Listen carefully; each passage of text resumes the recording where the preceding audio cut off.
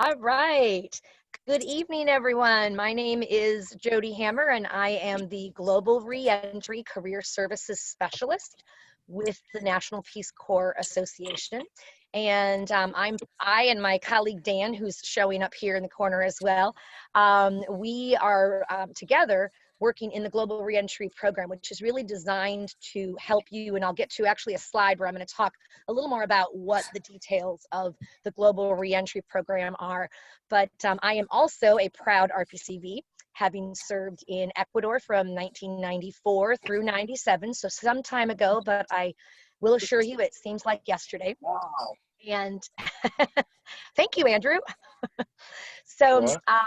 yes, so I'm very excited to be here. Before this job, I actually worked with Peace Corps headquarters. So some of you may have heard my name from Peace Corps headquarters. I was there for about 12 years. So doing similar work to now, running the RPCV Career Center and helping RPCVs with transition, both after they finish their service. And I did a lot of evacuations, both country evacuations for different reasons and individual medical evacuations. Certainly nothing to the extent of this global pandemic, but we definitely feel for you and are here with you and are here to help you in any way that we can. I've been really impressed by, I am on the COVID-19 support group that you all have, the Facebook group, and I'm just really incredibly moved by the amount of just the resilience that you all have, but also so many RPCVs who finished long ago or more recently are wanting to help in whatever way, be it housing, or job leads, things like that. So it really is such a strong community that you're part of with Peace Corps. And we'll be talking more about that as well as we approach the topic for tonight, which is really networking and building your alliance, right, as related to the job search and beyond, really. So that's the topic that we're going to have. And just a quick reminder for folks to submit your questions in the chat box.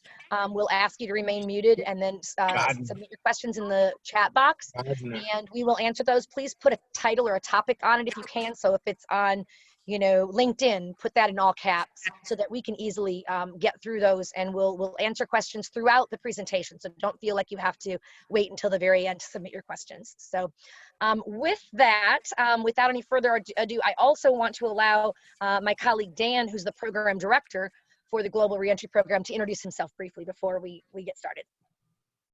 Thanks, Jodi, and thanks for the warm welcome to everyone. I am really going to lean on Jodi to facilitate this, but also wanted to be present. And, we're just getting this program off the ground. We'll say a little bit more about global reentry and what the National Peace Corps Association is doing in a minute. But to introduce myself briefly, again, my name is Dan Baker. I was a Peace Corps volunteer in '99, from '99 to '02 in Bolivia. And then I extended for 1 year in East Timor to get a new Peace Corps program up and running there. And then I went to work for Peace Corps for 13 years. I was in Washington for a while, and I was APCD in Costa Rica and EPT in Ethiopia.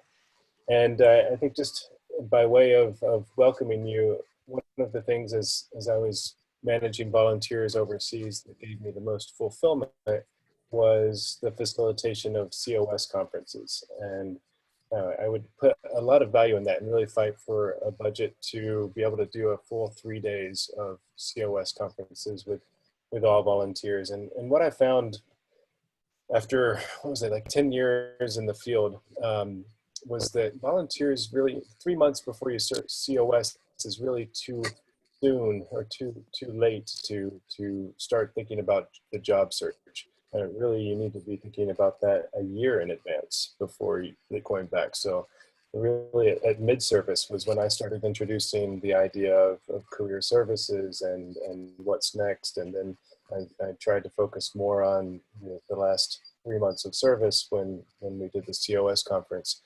And it really kind of breaks my heart that many of you who are on this webinar did not get that experience. And that's one of the main reasons that we stood up the Global Reentry Program as quickly as we have. And Jodi and I were just recently hired.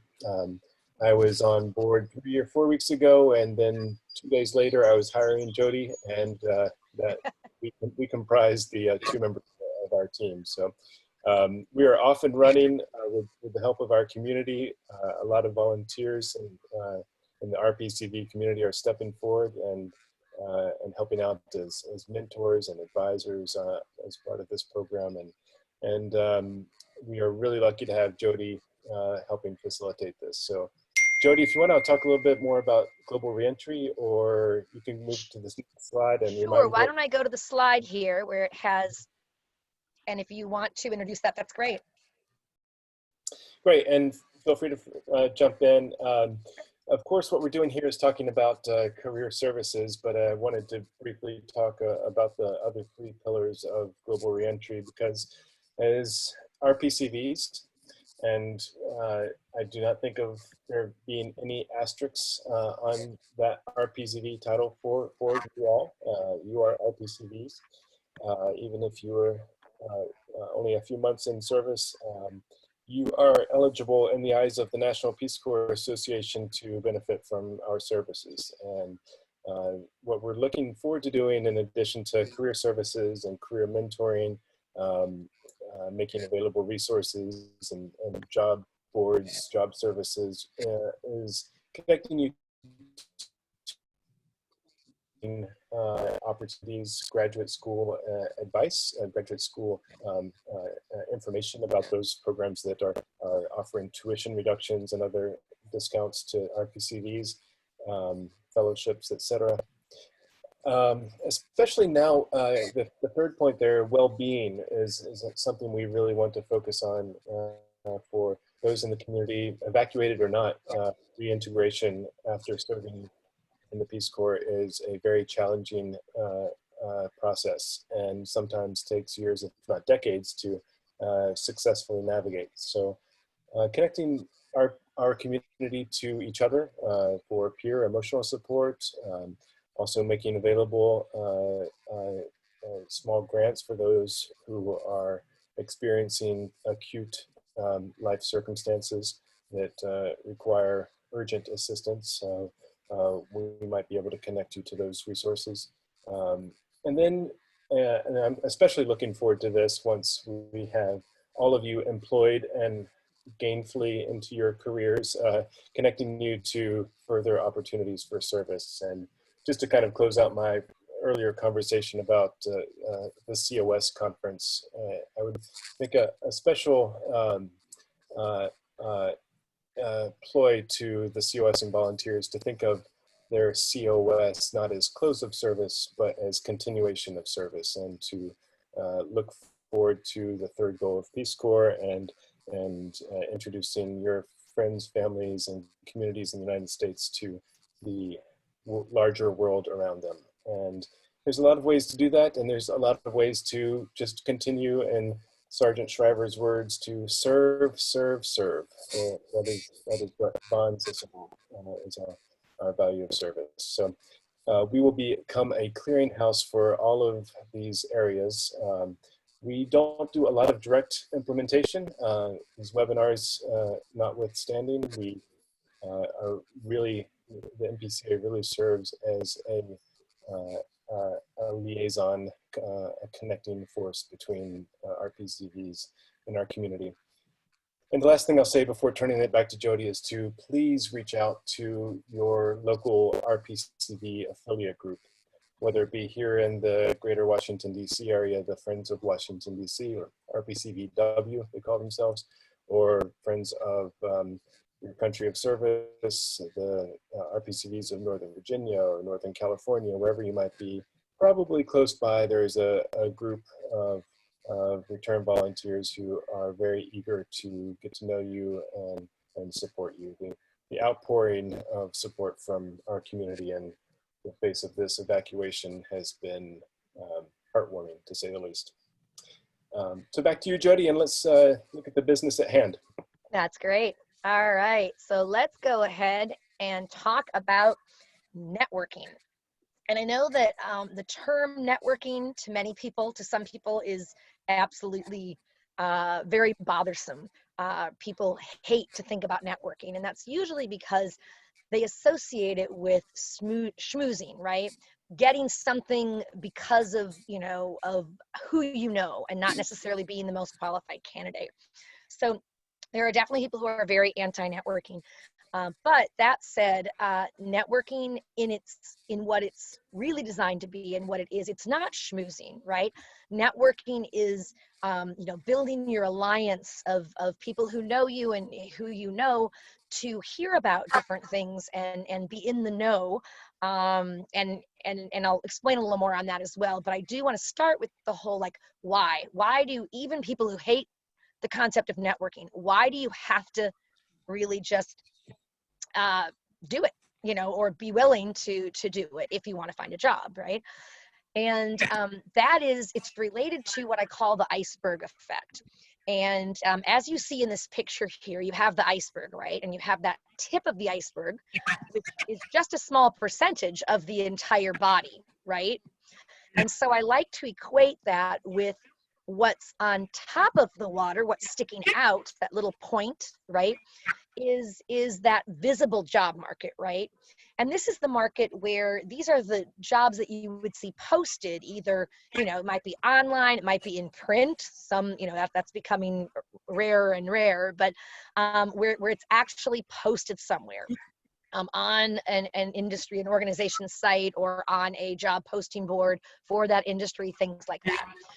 So that's the visible job market. But when you look below the water line there, the majority of that iceberg is under the water, right?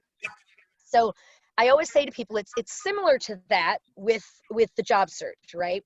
The majority, or a majority of jobs, are never even posted. Now, the exception to that, of course, would be federal government, where they're required to post it generally, except if they're doing a maybe special hiring authority hire, like the non-competitive eligibility, and then they may still post it, but just for folks in that, but they may or may not have to. But in general, federal jobs are posted, right? But the non-federal, there's many jobs that are never even posted. And I guess I'm curious as to if any of you have ever gotten a job without it ever being posted. And if you have, maybe you can just ping the little chat box to say, me, or yes. I'm just curious as to how many of this group have gotten a job without ever even, for a job that has never even been posted, maybe. And sometimes that you may not have even ever interviewed for it, right? In today's competitive market, I also like to remind folks who, think, I want to get a job based on what I know, not who I know, that you're going to need to know your stuff to get a job, period. So, but by not networking, you are cutting off a major source of employment opportunities and of people who know who you are and like the skill set that you have, who might hear of something in the future and say, hey, I just heard of this great environmental protection a specialist position at EPA. I remember you were interested in blah, blah, blah. And they even feed things that might even be posted, but maybe you didn't see it. So it's just, networking is really important. And I think by the fact that you're on this call, I think you probably realize that, at least, that you need to think about it. So I'm going to try to make it as painless as possible for folks. Now, some people love networking, right? Some people are fine with it and they love meeting people, and I think of the classic, ENFP, that would be me as well. But then you have, for Myers-Briggs, sorry, if you're maybe more of a, introvert, although, or just not as much into like being around people that you don't know, you might not like to network, but you can still be effective by following certain tips and such. So we're going to talk about that here. How to do that and why it's important. So as I said earlier in my introduction, art of networking is really, it's building I always say to people, think of it as building a web of alliance, like a web of people who know who you are, what you're looking for, and can keep their ears open. And I think this has to do, I mean, it expands exponentially as well when you're using some of the social media tools like LinkedIn, which we'll get to in a little bit. But at this point, just having you think about that, building that web of alliance, right? There's a graphic that I used to use, and I don't have it here right now, but for you, in terms of identifying your current network, if you will, I would task you each with, as a homework assignment here, gotta love homework, right? Putting a circle in the middle of a page, and that is you.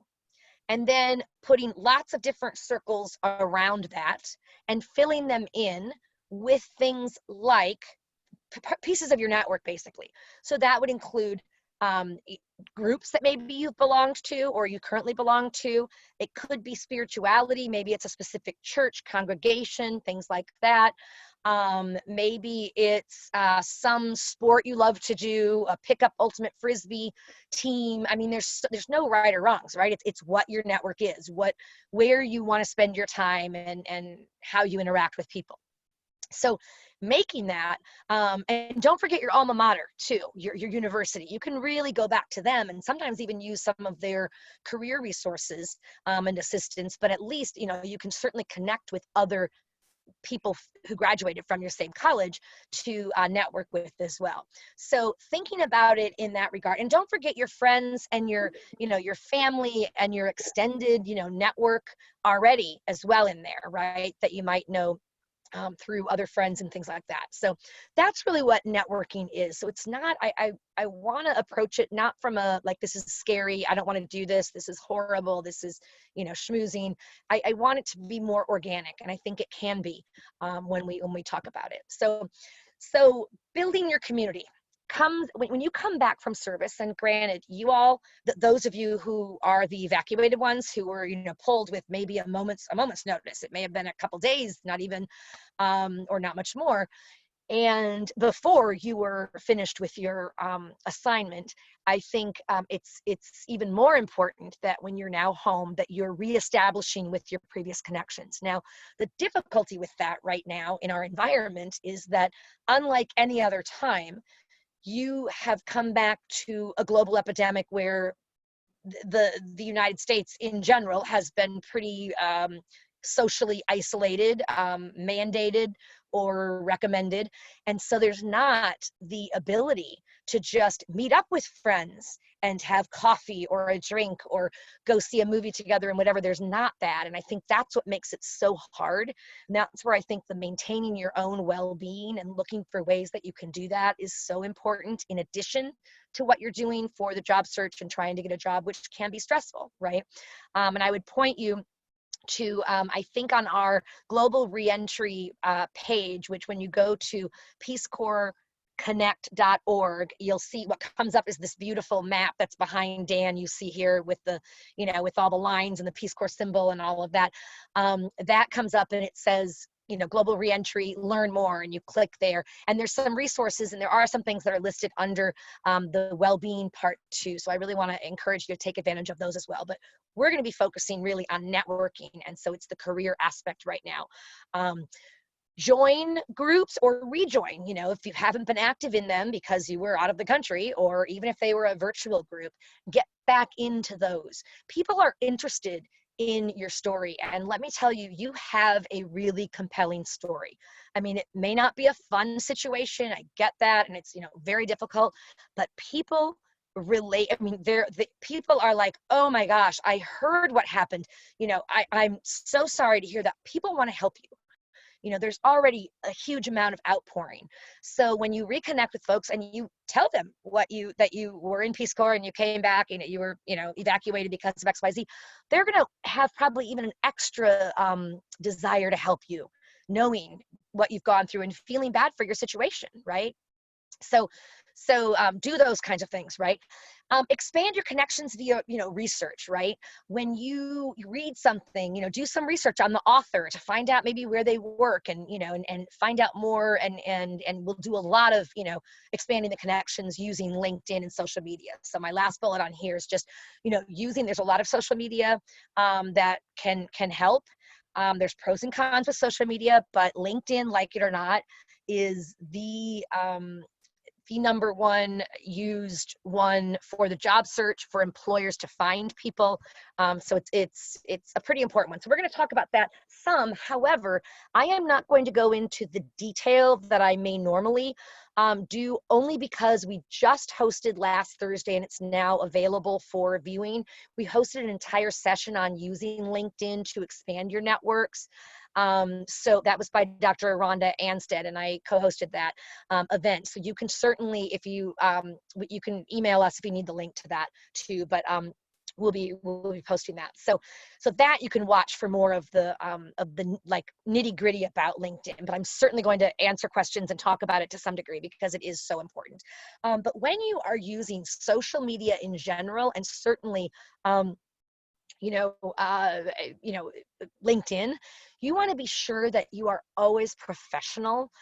Professionalism is really key. So you want to be really respectful. Like, LinkedIn, employers do check your LinkedIn these days. I mean, a lot of them do. Not all of them will, but a lot of them will check actually even before they decide who they're going to bring in for an interview. They're like, well, let's just see, I have some questions on, their background, their experience.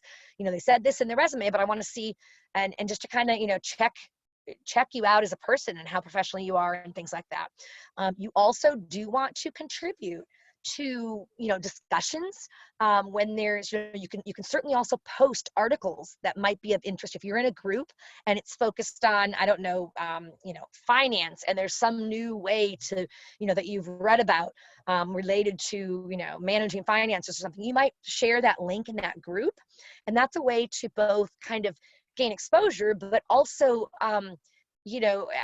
start a conversation, and then you can kind of have a dialogue, and you can get to know some of the people a little bit more, which can be very helpful for you as well.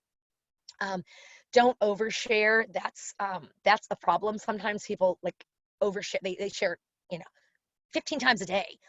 You don't want to do that. Even when you're in a job search, you want to be spending time in other areas as well. Maybe updating your LinkedIn and doing your applications and all of that, but not oversharing. Try not to post during office hours. Now, this is generally a tip that you get when you're in one job and you're looking for another job. And that's because you don't want to give them the perception that you're just posting on work time, that you're on your personal, LinkedIn or whatever, trying to get another job. You all are in a little bit different situation, but they don't necessarily know that. So I would probably still try to do it. Obviously, some people are on LinkedIn for their job as well, and that's different. But and then before responding, I always say, ask yourself, is this contributing anything? I mean, is this, is my opinion, helping or augmenting or adding value? And if not, just don't do it. So, I mean, it's just kind of a simple rule there. So we have, with LinkedIn, there's over 660 billion, actually. I think it's billion, not million. Oh my goodness. So in 200 countries. So that's a lot of people who are on LinkedIn. And apparently, I was just doing some research recently, and apparently there's even more people on it outside of the States. 70% of all the users are outside the States, but the 30%, I mean, most people are, it seems. Now, people may, like generationally, like there may be some folks who maybe have retired and they decided not to join LinkedIn for whatever reason, but in general, most people are on it now. So it is something that's important. I'm gonna take a couple questions on LinkedIn here if there are any. So I'm just encouraging you, if you have specific questions, to put them in the chat box. And I'll answer maybe one or two before we move on to talking about some other kinds of networking. And then, of course, we can always come back with extra time, too. So are there any? Jodi, I thought we might start with Cynthia's question. Basically, what do you put on your LinkedIn profile as opposed to a resume where you want to be brief? How much more do you put in your LinkedIn profile? Yeah. Is it just your strongest bullets, or can you be a little more long-winded there? Good question. It does not have to, nor should it necessarily just completely regurgitate or include what your resume says. You're going to hear different opinions on this as well. I have generally been told you have a little more, you can be a little more creative and you can write more of a maybe short paragraphs, that kind of thing. Whereas in normal resume writing, I'm always very adamant about bullets, ED action verbs, not doing the full sentences. So you can do full sentences in your LinkedIn, and it gives you a little more of an opportunity to kind of, paint the picture of what your experience, was, or as related, you can tweak it toward what you're really looking to do. So it's absolutely fine that it's not the same. I do recommend that people use the, like you put like a title, like your title. A lot of people say, well, I'm not working right now, I'm unemployed, what's my title? Well, your title could be related to your industry. So it might be, rural health, educator, or it might be, depending on what you're looking to do, right? So tailor it kind of toward what you're looking to do. It doesn't have to be your job title per se. And even people who are working oftentimes do not have their current job title as what they have right underneath their LinkedIn. I'm not sure if you do, Dan, but if you don't, maybe if you know what it is offhand, share what it is. But or anyone else, if you want to share in the chat box what you have for yours, that's absolutely fine as well. It should be just something to kind of paint the picture of who you are and what you're kind of interested in, right? I agree with so that. great. What's that? I agree with that, and I learned something there because I just kind of copied and pasted my resume bullets into my LinkedIn. And you probably can be a little bit more creative there. Resumes, I think, should be tailored to, and Jodi says this all the time, to a specific job. And, Yep. and I think LinkedIn, you're more selling yourselves to the general public. I thought we might move to Paige's question next, Jodi. She asks, after interviewing with a company where the specific role timing may not have worked and you didn't get the job, how do you professionally stay in contact with the interviewer with plans of following up in a few months via LinkedIn or other? Yep. Yep, I have a great response to that. I'm a huge believer in if you have done a job interview and you did not get it, I'm a huge believer in writing them what I call a thank you for the rejection letter. Clearly, you don't say that to them, but I say that in jest. But basically, say something to the effect of, it will show that you're so professional if you write something to the effect of, thank you for interviewing me regarding the blah, blah, XYZ position.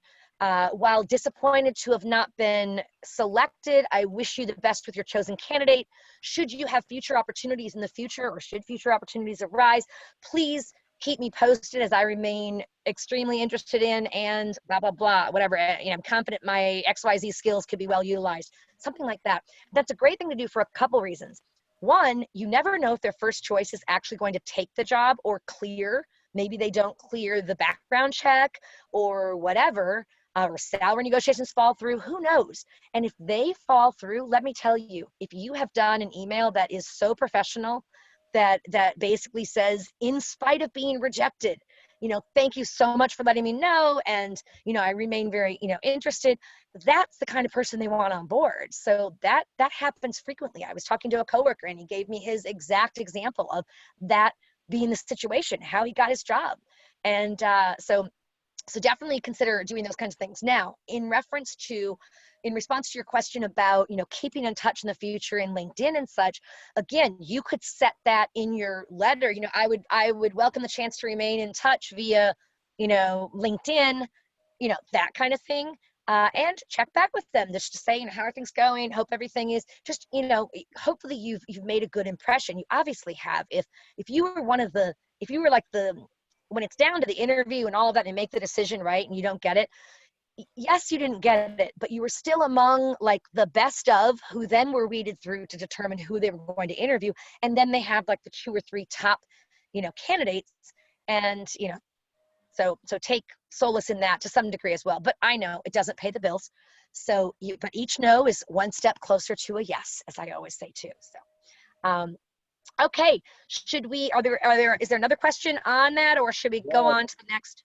There's a flurry. Do you want to take more now or wait till later? We can take one more. Okay. Let's go to Abigail's then on social media. What is your suggested protocol for connecting with hiring managers and people who have posted jobs on Facebook and through Facebook Messenger? So seems more specific to Facebook. Yep. So with Facebook, of course, you'll get your you can open their profile. You're only going to see their public part, right?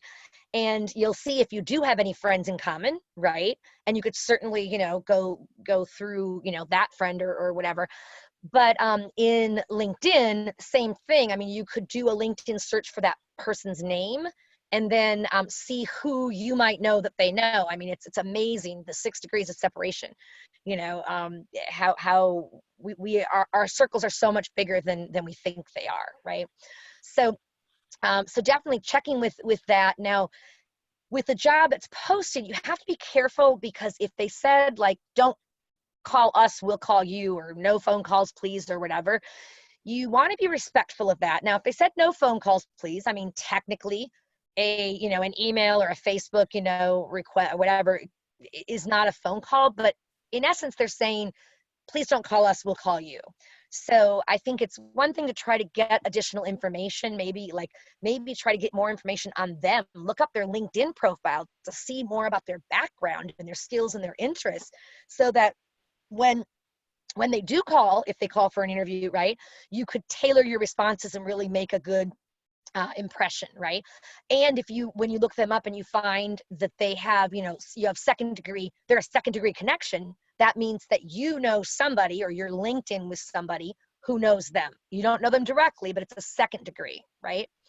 So you could certainly, talk to that person that is your mutual connection, and see if they, are close with them, or if they know them, or just say, hey, I'm just curious to hear more about, the organization and, whatever, that kind of thing. You might also find other people who work at that organization who might be able to then put in a word for you or whatnot. So you might discover some that through friends of yours, oh, your best friend's friend works at the company too, things like that. I hope that answers it. All right, why don't we go ahead and continue, and we'll definitely come back as much as we can here. I want to talk a little bit about what I call career chats or coffee chats. And I say this term very intentionally, and it's as opposed to saying informational interview, which is what a lot of people, this is what traditionally they've been called, right? Oh, try to do informational interviews. Well, those words just don't roll off the tongue. And they certainly don't sound like 15 minutes. I mean, whenever I get a request for an informational interview, I'm like, oh gosh, I would love to, like trying to find the time for it, right? But a career chat, just listen to that. I'd like to do an informational interview with you, as opposed to, I'd like to do a career chat, or would you be available for a career chat? And how I usually say it is, if you're asking for one, wondering if you might have 15 to 20 minutes of your time to chat a little bit more about your own experience working in and any tips or advice you might have for someone such as myself researching the industry as an option for me post Peace Corps, right? So 15 to 20 minutes is a very digestible amount. Trust me, everybody can make 15, almost everybody, right, can make 15 to 20 minutes.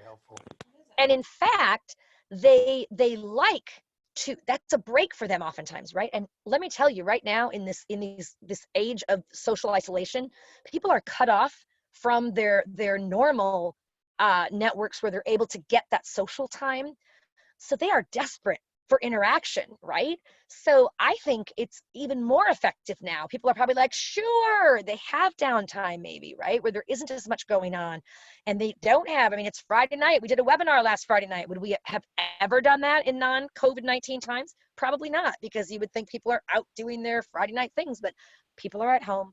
People are more willing. So try that terminology, and I think you'll get further. Now, right now, these are all, of course, virtual, but eventually, someday, I have faith, they will be in person, and in person is great as well. The person that you're interviewing, it's really up to them, right? If they have time.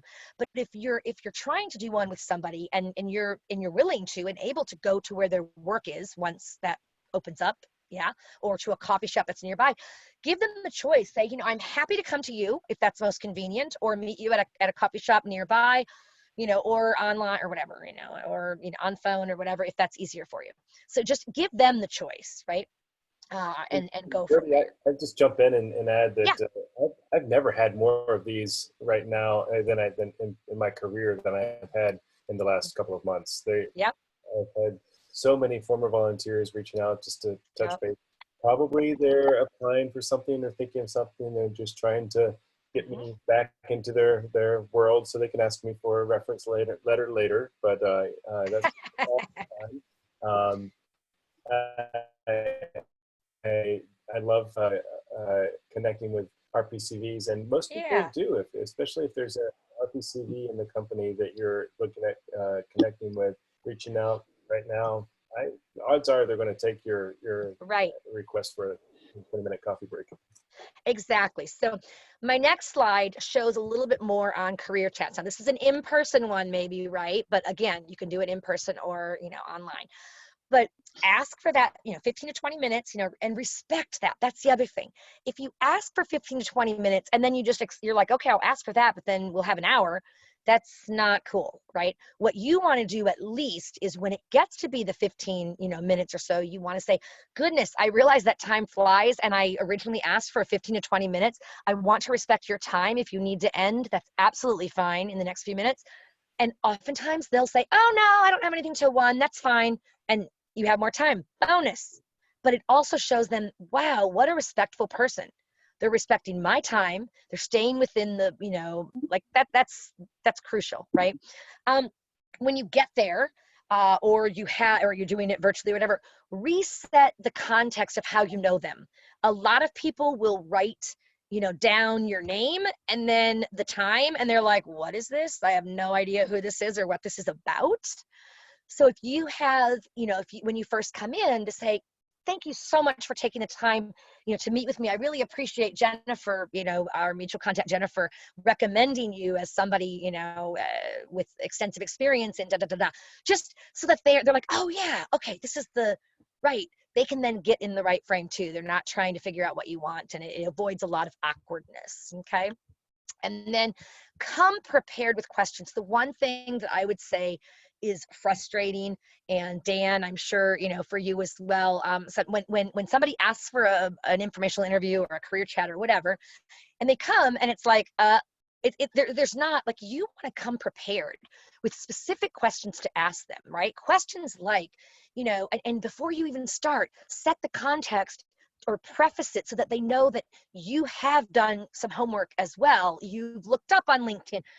Gosh, I'm so excited to talk with you after, speaking with Jennifer. She recommended you, and in looking at your LinkedIn profile, I'm excited to learn more about how you transitioned from X to Y. And, I guess first I'd love to hear a little more about yourself and how you chose this career, whatever it is. Have them, whatever. And then it might be, what's your favorite thing, or what do you like most about working in this company, and what's the biggest challenge, right? Things like that, to get more insight, not only on them, but maybe the company and, the organization and what it's like, right? Ask for other contacts, right? Politely, right? And I think I have this written out on a next slide here, but you can do that in a variety of ways. You don't just have to say, so who can you refer me to that could tell me more about this career? I mean, it's okay to say, do you by chance have other contacts who might be, willing to be as gracious as you've been, just to chat, blah, blah, blah. But I'm going to show you here. Let me just get some of the questions that I just wrote out here, and the one that I just said, right? What do you like most, and what is the biggest challenge? It could either be in their position or about the company or the industry, whatever. And then near the end, I like to personally ask something like this: if you are in my position right now, looking for employment or exploring opportunities in the XYZ field or in this field, who are the 2 or 3 people or organizations you would connect with? And by asking them that, they're going to be thinking through their contacts, right?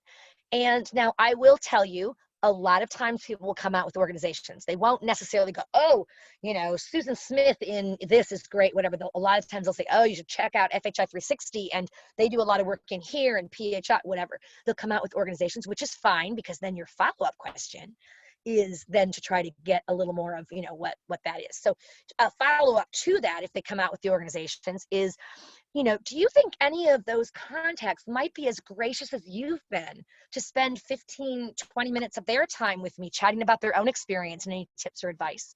People love to give advice, right? Everyone loves to give advice. RPCBs love to talk. They love to give advice. So they like to be asked. So if you're asking for that, it's like, oh, sure, they're honored, right? So asking like that can get you a lot further with your, informational interview, because your goal with a career chat or informational interview, whatever you call it, is not just to get information from them, right, and establish a contact. It's to get additional.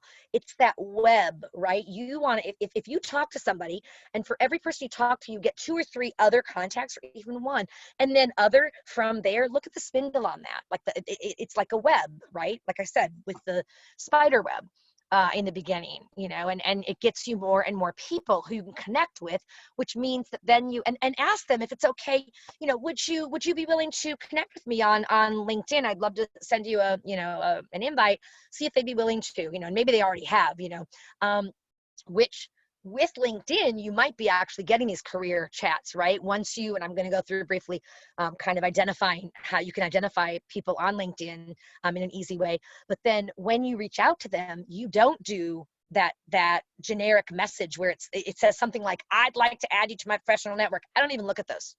I don't even look at them. I don't have time as it is hardly to get through, right? The other, so if you, in my mind, if you're not willing to personalize it, and show me that you're not some bot, you're not some, whatever, you're not just some stranger that whatever. That's really important. So instead, and you do have a character limit, so I don't know what it is, but it's enough that you could say something like, I'm a fellow RPCV. If you're an RPCV, that's one of the biggest things, right? That's a connection right there. It's like, oh, sure, right? I'm a fellow RPCV, having served in Ecuador, 94 through 97.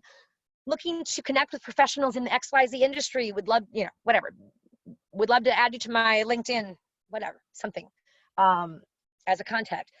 And they're probably more likely, much more likely to, if you have a set one. Maybe they went to your same university.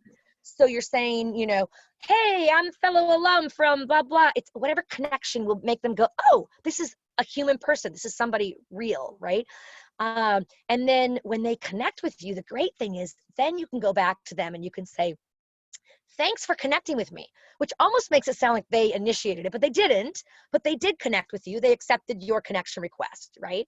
It's so great to find fellow alums from the University of Northern Iowa, whatever, blah, blah, blah. And then you have more space. You don't have the character limits then.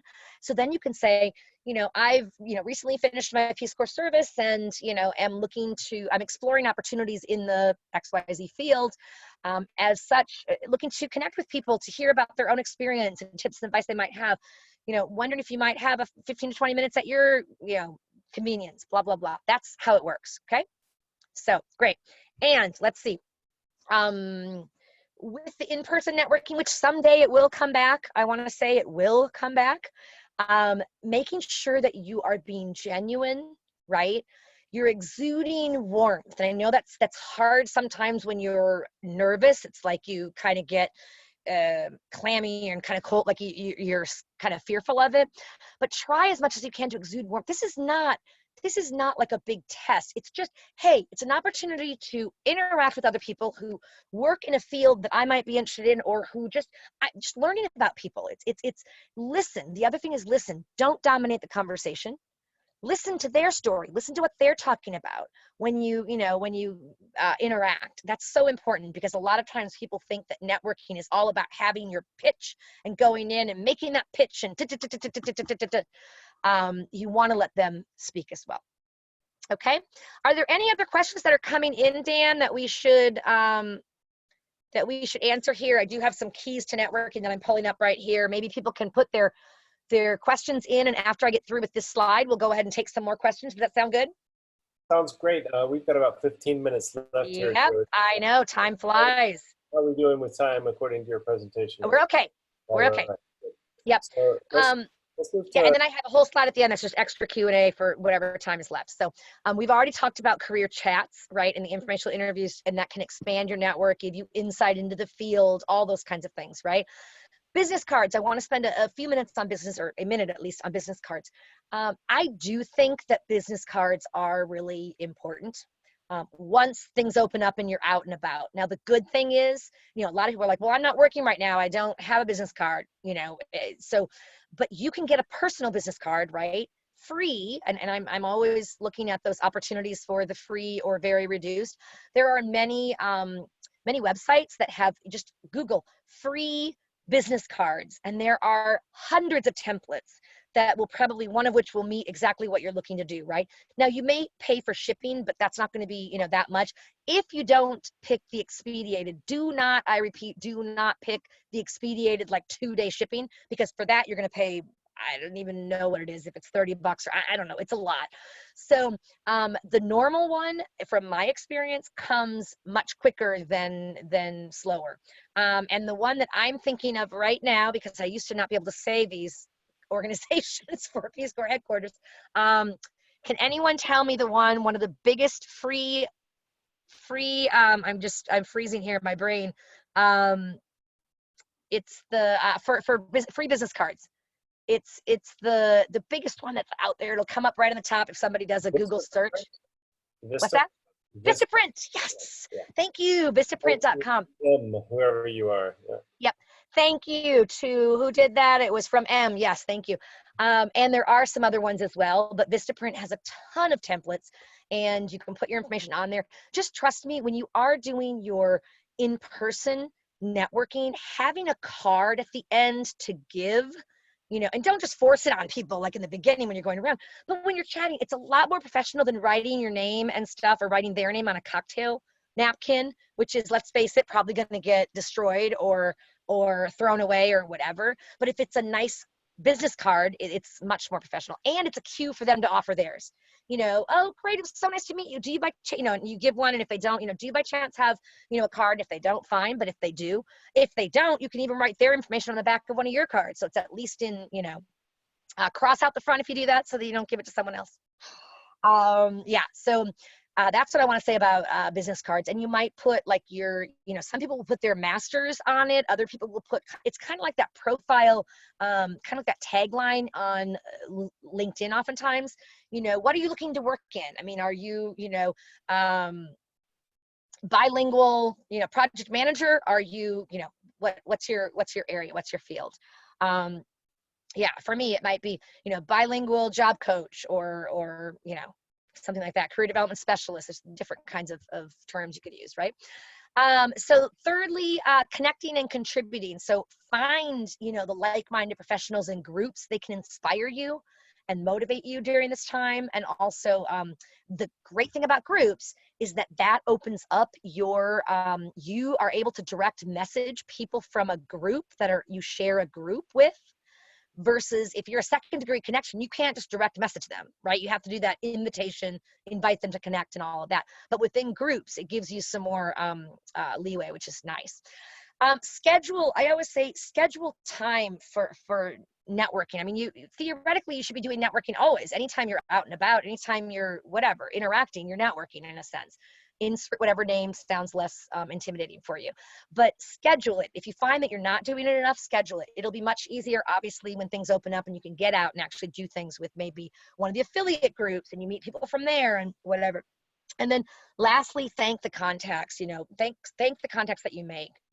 Anyone who refers you on for something or, shoots you maybe a article that they think would be helpful for you, make sure that you always thank people for that and do the give and take too. Like send articles, keep in mind people that you've met and say, oh, I bet they would like this thing that I found on whatever, I'll shoot it to them. Like people really appreciate that.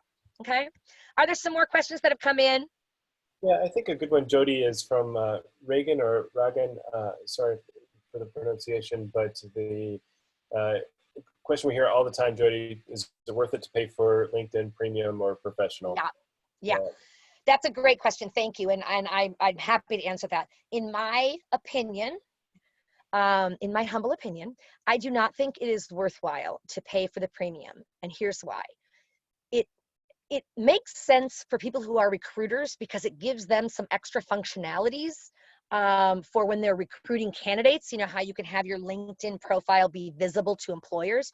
So if you were an employer, a recruiter, I think that paying that would be a pretty reasonable expense for a business cost. Maybe do it, it might make sense. But for the job seeker, for the RPCV job seeker that generally doesn't have a lot of, if any, disposable income, you can get what you need with the basic free. And there's a couple ways to do this. And number one, you can do a free month. They'll always give you a free month. So you can join the premium level for a month if you're willing to just really work it. And you do all those searches you can, which I'll explain to you in a minute. You do all those things that you can, and you get the most from it. Just remember to cancel it before 1 month, because otherwise they force you to put a credit card in the beginning, and many people forget to cancel it. So you could try it and see what you think, and use what you want. But the other thing, and this was something interesting I learned from Rhonda's presentation on LinkedIn, which I referenced. That's the one that was this last Thursday, this last week, Thursday, I think it was. And she talked about how there are some ways to work around the system. So for example, and so I would urge you to watch that one as well, but I'm going to tell you very quickly in 1 minute, using LinkedIn to find contacts that you can connect with, right? You can go to the search bar, right? And click there, and it's going to come in, like, either it'll come up on the bottom. You can do a people search or show all filters. You want to show all filters. But what you basically want to do is you want to fill in, if nothing else, I would say fill in former employer, and then whatever current employer you're looking, or employers you're looking to maybe explore. Maybe it's EPA, Environmental Protection Agency. Maybe it's Public Health International. Whatever it is, the name of the organization for the current organization. For the past organization, you're going to put the words Peace Corps in that. Just Peace Corps, not Peace Corps volunteer, not Peace Corps, Ecuador, just Peace Corps. And that's going to show you everyone who has a LinkedIn account who has ever done Peace Corps, if they've reported it on there, or has worked at Peace Corps, because there are a lot of people who work at the agency who weren't volunteers. We are 200, I think it's about 240,000 or 200, it's somewhere between 220 and 240,000 people who are returned Peace Corps volunteers. That's a huge community. We work in all kinds of sectors, in all areas, all over the states, not just DC, not just some of the big, whatever, all over. So if you put that in, chances are you're going to find a good number of people who are, second degree, connections maybe, that you could then connect with and expand your network. And it's all about expanding it. For people who are just getting started with LinkedIn, you've got to get to a certain number. I think it's 50 contacts before, is it before you're searchable? I forget on that. But anyway, go back and watch Rhonda's. What she also talked about in that little tweak to get around was, once you get those, if you click on the person's name in what comes up, the search box, it counts against you as you have a limited number of free searches, right? So if you're clicking on each of those like that, it's gonna show that. But if you copy and paste and you do a new, it doesn't. And then there was another way that she said that I'm forgetting offhand, but there were two different ways to get around the system. And she was like, you don't need it's not gonna count against you as as one search if you do it outside of that normal. So that was really refreshing for me to hear too. And I would urge you to watch that as well.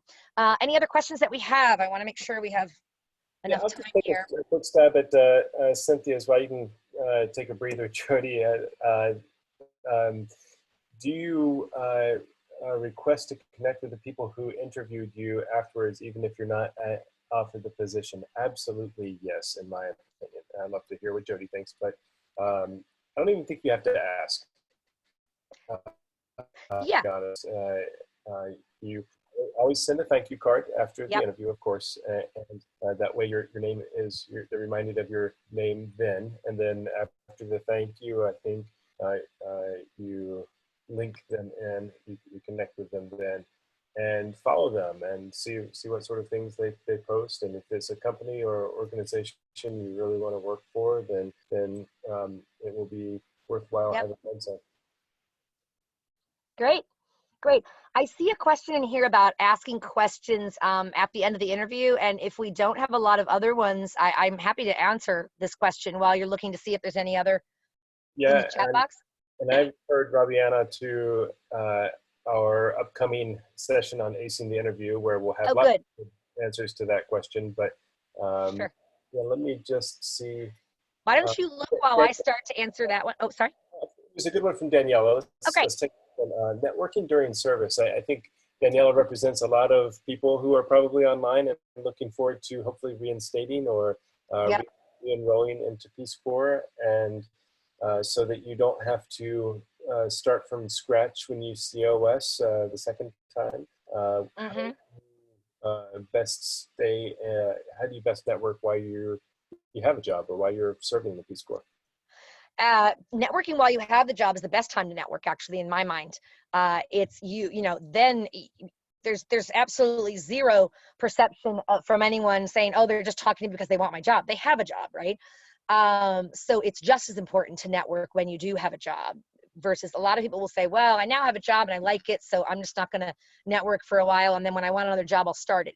It's going to be a lot easier for you to both build and maintain your contacts and your connections by continually doing it and just checking in. It's not hard, right?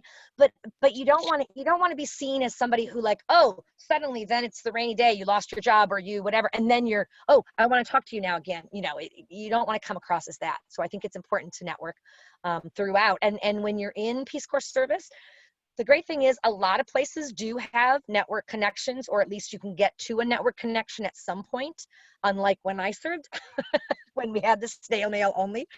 And yeah, so the great thing about LinkedIn is you can do that kind of networking from anywhere in the world, right? So much of what we do with networking now is online, so you virtually can do it. So take advantage of, maybe you go to a training and you're impressed with the speaker, the trainer, and in your country of service, then you connect with them to kind of get just to hear more about them, or whatever, like you're interested in training, whatever.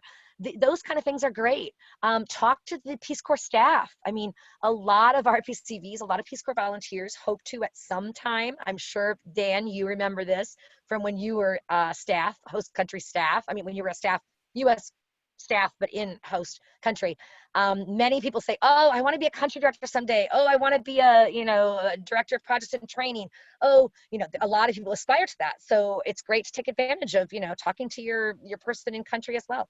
Yeah, and to further that point, in case you missed it earlier on in the chat, I said that if I were in the shoes of a recently returned volunteer right now, I would definitely be spending a lot of time looking at the LinkedIn pages of my country director and Yep.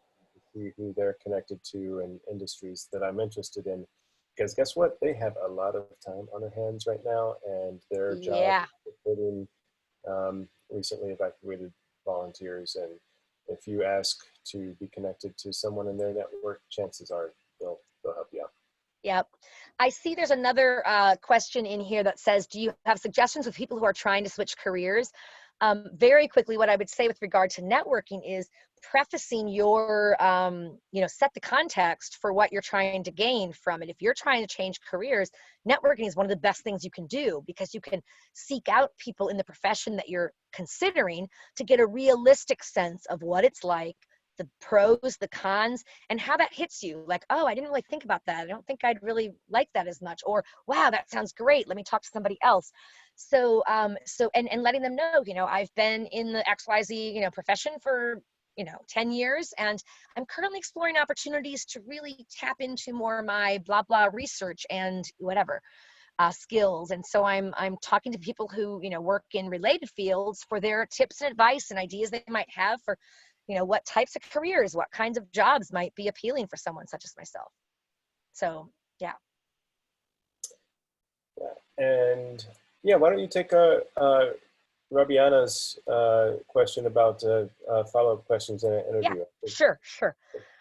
Yeah, you always want to come with questions for the interviewers, right? Because you never want to give that impression that I don't even care enough about this job interview to even do any research and come up with some questions.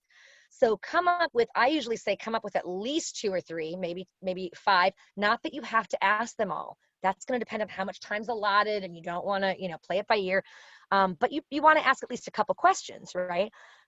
If they by chance answered all of your questions you had, you want to say, wow, in my research in preparing for this, I'd come up with 4 different questions, and you've actually answered all of them. So, I'm not sure at this point I have any additional question, but might I reach out to you if I have any in the future?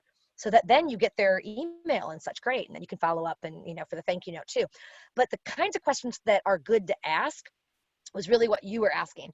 And I generally say, things that show that you've prepared. So, I noticed on your, website that your newest initiative is focusing on da, da, da, da, and ask some questions about that, like if that's of interest, right, or something. So it shows them that, it clearly shows them they cared enough about this job to actually do some research, and you can get some additional information that might be valuable for you in making a decision if you were offered the job, whether it would be the job for you, right?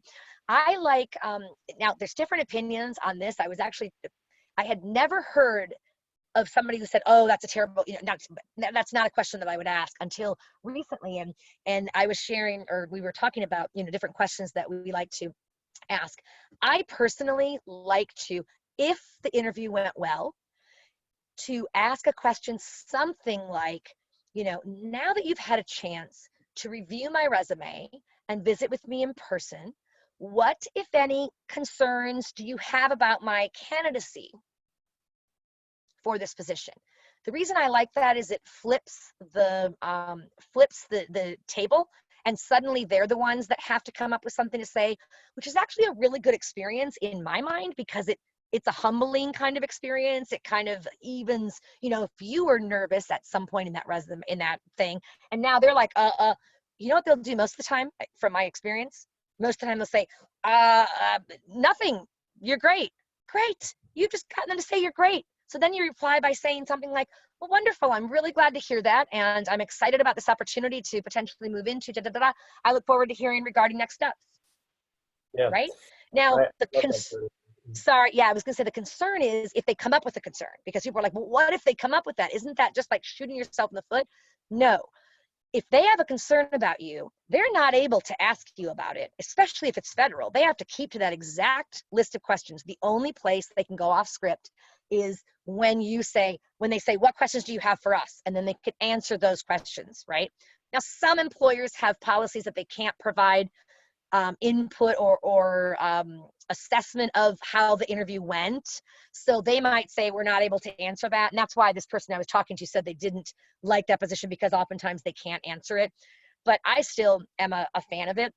But if they do say something, if they say what they might say something that you actually do have, like maybe they say, well, I didn't see as much on whatever program coordination, in your resume, and you, if you had that, you could say, and you always, if they come back with a concern, you always start with, thank you for your concern.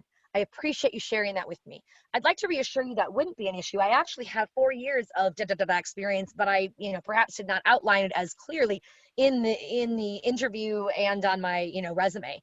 But I'm very competent and comfortable in that area, whatever. So that's great. You've unchecked. It's like, check, not a concern anymore. The last one is if it's a valid concern that you don't have, and then you would start the same way with your response by saying something like, thank you so much for letting me know that. I'm sorry. Thank you for your concern.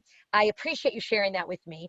While I may not have as extensive experience in XYZ, I've proven my ability to think on my feet and have excelled in blah, blah, blah, which is very related, or something like that. So you basically, and you're a quick learner, like, and I'm a quick learner and I'm confident I can come to speed in no time. So something where you're just letting them know, hey, I'm excited, I'm eager, I can learn this. I mean, you all are, come on, RPCVs, you went to country in your pre-service training, you needed to learn so many things that were so foreign to you, and not to mention the soft skills, right? You're like intercultural, your problem solving, your resourcefulness, come on, tenacity, all these things that you're demonstrating in having come home, all of those things. You are talented. And yeah. I want to take another question here, but I love what you're saying about how to close up an interview. And, you know, a lot of the same advice Jodi's giving applies to closing up an informational interview or a coffee chat as well. It's just thinking of that. And what I wanted to add was basically what Jodi summed up so nicely before is that thought of exuding warmth. And it's great to ask the final question about what concerns do you have, but this might be the touchy-feely RPCV coming out telling me this, but I love it when I'm interviewing someone and there is a moment at the end of an interview that is just pure sincerity from the bottom of the heart. They reach down and they say, you know, I really think this is the right job for me, and I look forward to following up with any questions you might have. I'm really happy to send you any additional information without sounding desperate, but this is a job I'm really interested in. Just great eye contact and saying it goes a long way. Everything I've heard reconfirms my interest and really passion in this, and I hope to hear from you soon regarding next steps. I would ask about next steps too. What are the next steps in the hiring process, and when should I expect to hear from you? That way you might be able to sleep a little lighter, but also double whatever they say. Ashley Jodi is asking about location challenges, and she is living in Puerto Rico, for example, and looking for jobs in the U.S. and was recently denied an opportunity due to her location, even though the employer was working from home, and then she expressed that she was willing to relocate. Any advice for people looking to relocate and how to avoid not being considered because of it? That sounds, if that were a federal job, that sounds like. I know. Federal, that would not be allowed. Yeah. But yeah, what do you think? I don't think. Yeah, I would say for that with the location, if you're looking for a job far away from where you are living, I would de-emphasize on your resume, not completely mask, but de-emphasize your current location and or, if you have, they don't really require anymore a street address, right? So like your street address, city, state. If you have that and you're applying for a job in that city, fine, put it on. It's even more, you're right there. But most people just put the city and state, right? In your case, if it's Puerto Rico and you're looking for jobs in other areas, I would make it, I guess I would say in your cover letter, on your resume, are you working currently so it shows Puerto Rico, or is that coming up in some job application that you're having to fill out where you live?